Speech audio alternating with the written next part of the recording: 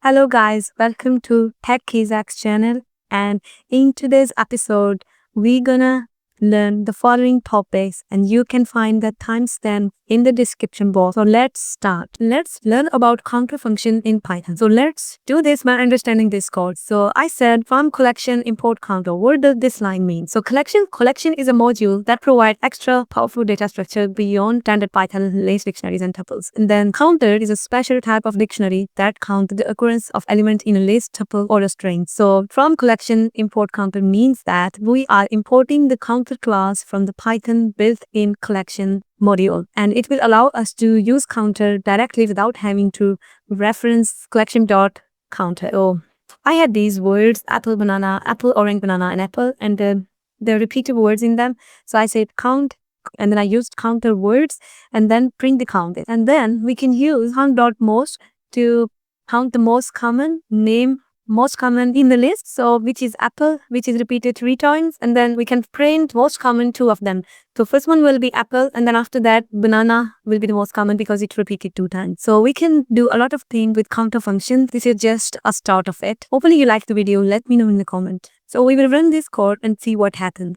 So first it counted all the objects in that list, and then it counted one most common, and then it counted the 2 most common. Hopefully you like this video. Let me know in the comments and follow for more tips like this. If you know what is zip in Python, zip is a built-in function in Python that combines multiple lists or elements into pairs or tuples. So let's understand zip by understanding this code. So I have names here, then I have scores here, and then I assigned a variable merge. I used dip and zip together to merge names and score, and then print the merge. It will give this output. So let's understand this code. So zip into names and score pairs each item from name with the corresponding item in the score. Alice 90, Bob 85, and Charlie 80. And then what dip does is convert these pairs into dictionary. Let's run this code and see what will be the output. So output is here. By using zip, you can avoid a manual for loop with indexing. This will make your code shorter and cleaner. Do you know that Python can guess your age? Let's play this game. Can Python really guess your age? Let's find out. So I have written this code, and let's run this code and see if this works or not. So it will ask me some basic questions. Let's see if I can guess your age. What year did you start using the internet? I will say 2008. Press enter. What was your first phone model? So I will say iPhone 4, and then press enter. Based on your answer, I guess you are around 25 to 34-year-old. Yes, guess the right age. Now let's break down the code and see how did it work. So first we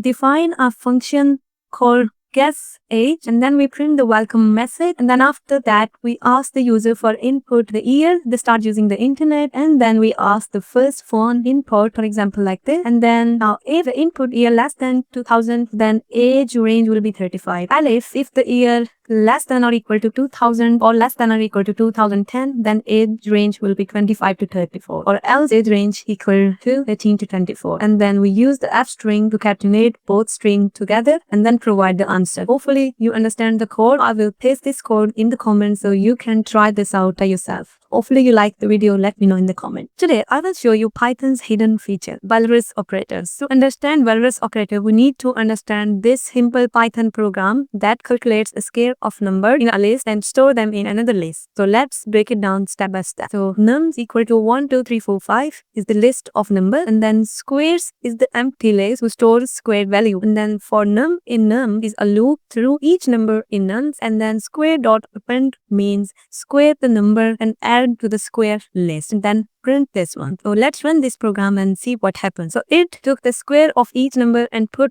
it in a new list. But we can use Walrus operator to make this code even shorter, and we can do this in one line. Let's see how we can do this. So let's understand this code. So we'll comment out this code for now by pressing Ctrl//. It will comment multi-lines for you. So we have, this is a code written in one line with using Walrus operator. So we have a list of numbers which is 1, 2, 3, 4, 5, and then we are doing everything in one line. A q is a variable, and this is Walrus operator in which, and this part is doing 2 things at the same time. So num into num, squaring the number, and then assign the result to sq variable. Assign variable sq is then immediately used to construct the list. And then if we run this code, it will give the same result as the previous one. If we run this code, it's giving the result same as the previous one. Hopefully you understand the Walrus operator and when to use them. Less code but the same result. The Walrus operator lets you assign and use a variable in one line. Hopefully you like this video. Let me know in the comments and follow for more tips. Like today, I will show you Python's else loop in loops, the feature you are now using. So did you know Python loops have an else?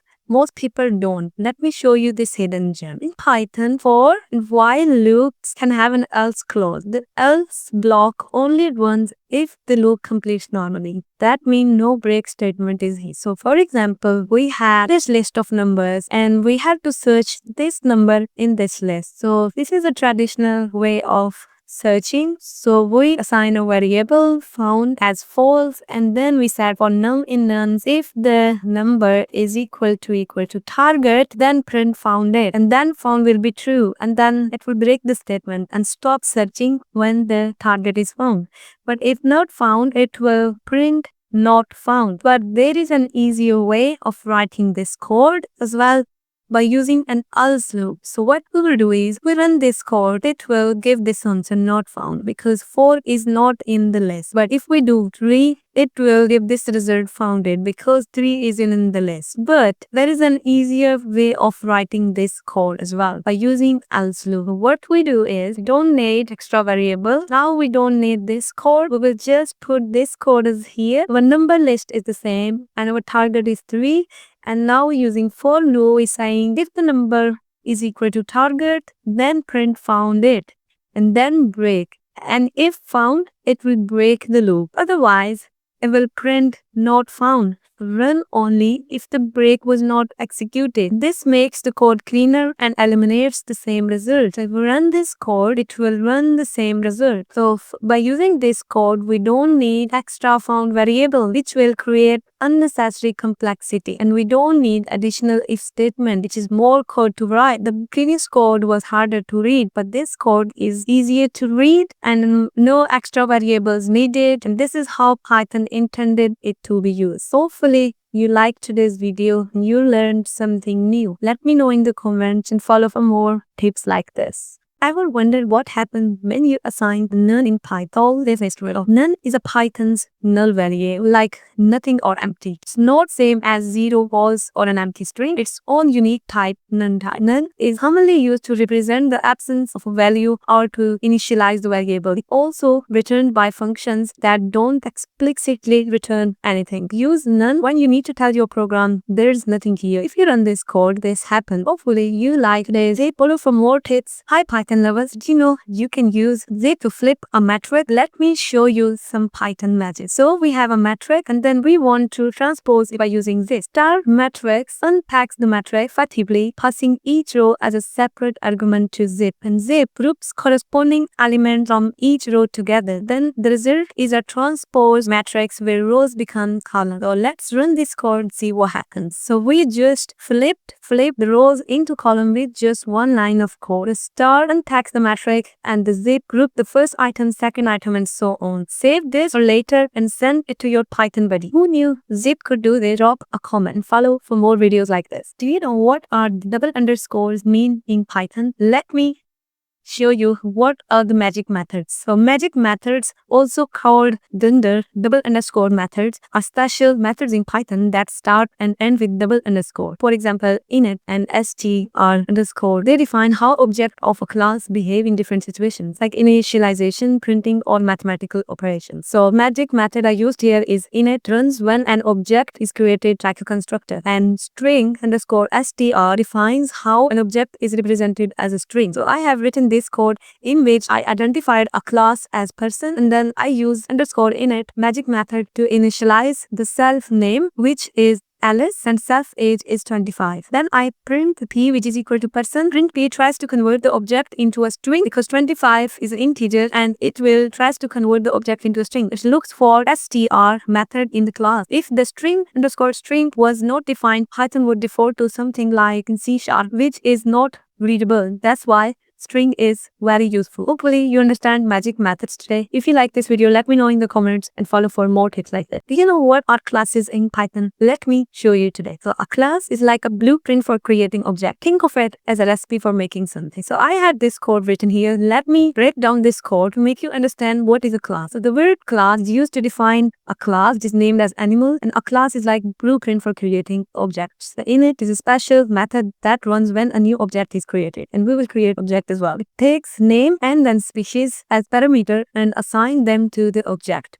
Self.name is equal to name stores the value in the object's name attribute, and self.species stores the value in the object species attribute. Then we create an object from the class. Here's an object. Dog is created from the animal class. Buddy is passed as the name and dog is passed as the species. Now dog.name is buddy and dog.species is dog. And then we are accessing object attribute by writing print into dog.name. This will print the name of the dog object, which will be buddy. Let's run this code and see what it prints. It printed the name buddy. So class is a blueprint, for example, animal here, and then object and instance created from the class, which is dog, and then attributes are the variable inside an object, which is name and species. Hopefully you understand the class in Python and you also understand the object in Python as well. Hopefully you liked today's video. Let me know in the comments and follow for more videos like this.